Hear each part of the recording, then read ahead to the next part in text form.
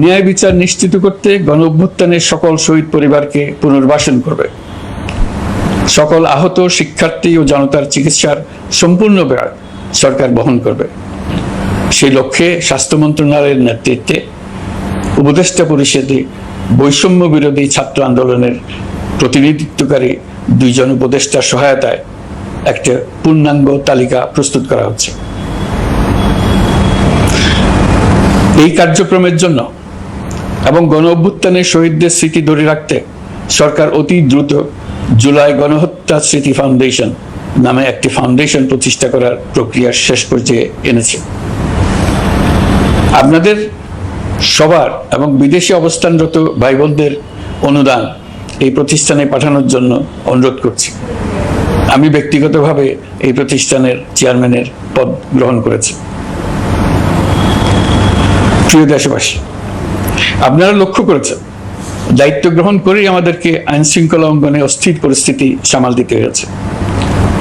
আপনাদের সহযোগিতা ও সমর্থনে দেশপ্রেমিক সকল আইন শৃঙ্খলা রক্ষাকারী বাহিনী কাজে যোগ দিয়েছে। ফ্যাসিবাদী সরকার প্রশাসনের চরম দলীয়করণ করার ফলে বিপুল সংখ্যক কর্মকর্তা কর্মচারী দীর্ঘদিন বৈষম্যের শিকার হয়েছেন। আমরা ইতিমধ্যে সংশোধনমূলক ব্যবস্থা গ্রহণ করতে আরম্ভ করেছি। তবে প্রশাসনকে গতিশীল রাখতে এবং একই সাথে সুনির্দিষ্ট পদ্ধতি অনুসরণ করে সঠিক সিদ্ধান্তে উপনীত হতে সময় প্রয়োজন। সেজন্য সকলকে ধৈর্য ধরার অনুরোধ করছি। প্রশাসনের সকল ক্ষেত্রে প্রতিষ্ঠানগুলো যেন জনগণের আস্থা ফিরে পায়, সেটি আমাদের অন্যতম উদ্দেশ্য। লুটপাট ও দুর্নীতির আখড়ায় পরিণত করা ব্যাংকিং খাতে সুশাসন নিশ্চিত করার জন্য আমরা উদ্যোগ নিয়েছি।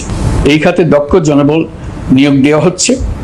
ব্যাংকিং খাতে শৃঙ্খলা স্থাপন, ব্যবসা বাণিজ্যে সহায়ক পরিবেশ তৈরি এবং জনগণের জীবনযাপন সহজ করতে নিত্য প্রয়োজনীয় দ্রব্যমূল্য ও মূল্যস্ফীতি নিয়ন্ত্রণে আনার আমরা উদ্যোগ সচল করেছি। ব্যাংকিং খাতে দীর্ঘমেয়াদী সংস্কারের জন্য ব্যাংক কমিশন গঠন করা হবে। আর্থিক খাতে সার্বিক পরিস্থিতি ও সংস্কার বিষয়ে একটি রূপকল্প তৈরি করা হবে, যা দ্রুত জনসমক্ষে প্রকাশ করা হবে। শেয়ার বাজার, পরিবহন খাত সহ যেসব ক্ষেত্রে চরম বিশৃঙ্খলা বিরাজ করছে তা নিরসনের দ্রুত পদক্ষেপ নেওয়া হচ্ছে। বিচার বিভাগকে দুর্নীতি ও দলীয় প্রভাব মুক্ত করতে কার্যক্রম শুরু হয়েছে। একটি সুনির্দিষ্ট প্রক্রিয়ার মধ্য দিয়ে বিচার বিভাগের স্বাধীনতা ও জবাবদিহিতা নিশ্চিত করার উদ্যোগ নেওয়া হয়েছে।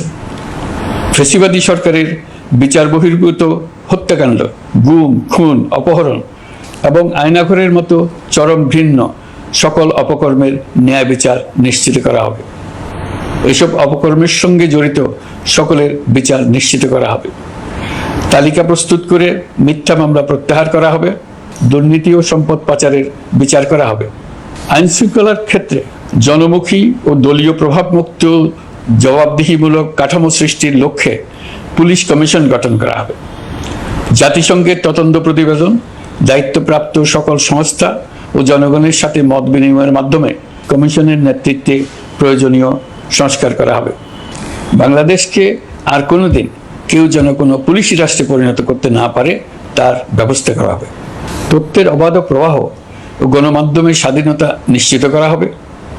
ফ্যাসিবাদী সরকার গণমাধ্যমের উপরও দলীয়করণ ও নির্যাতনের বোঝা চাপিয়েছিল। জনগণের তথ্যের অধিকার নিশ্চিত করতে আমরা প্রতিশ্রুতিবদ্ধ। তথ্যের প্রবাহে বিদ্যমান আইনি ও অন্যান্য বাধা অপসারণ করা হবে। মত প্রকাশের স্বাধীনতা বাধাগ্রস্ত করে এমন সব আইনের নিপীড়নমূলক ধারা সংশোধন করা হবে। ইতিমধ্যে এ ধরনের আইনগুলো চিহ্নিত করে এই প্রক্রিয়া শুরু করা হয়েছে। বিদেশি সংবাদকর্মীদের এদেশে আসার পর যে অলিখিত নিষেধাজ্ঞা ছিল, ইতিমধ্যে আমরা তা তুলে নিয়েছি। বিদেশি সাংবাদিকদের দ্রুত ভিসা দিতে সংশ্লিষ্ট কর্মকর্তাদের নির্দেশ দেওয়া হয়েছে। আমরা আশা করি পরিবর্তিত পরিস্থিতিতে গণমাধ্যম কর্মীরা নিরপেক্ষ সাংবাদিকতা চালিয়ে যাবেন। শিক্ষাক্ষেত্রে চরম নৈরাজ্য প্রতিষ্ঠিত করে গেছে বিগত সরকার। আমরা তার পূর্ণাঙ্গ সংস্কারের উদ্যোগ নেব। এটা আমাদের অন্যতম অগ্রাধিকার। আপনারা জানেন, দায়িত্ব গ্রহণের পর দ্রুততম সময়ের মধ্যে সকল শিক্ষা প্রতিষ্ঠান খুলে দেওয়া হয়েছে। শিক্ষার্থীদের জন্য সৃজনশীল, নিরাপদ ও ভীতিমুক্ত পরিবেশ নিশ্চিত করা আমাদের অঙ্গীকার। একই সাথে পাঠ্যক্রমকে যুগোপযোগী করার কাজও দ্রুত শুরু করা হবে।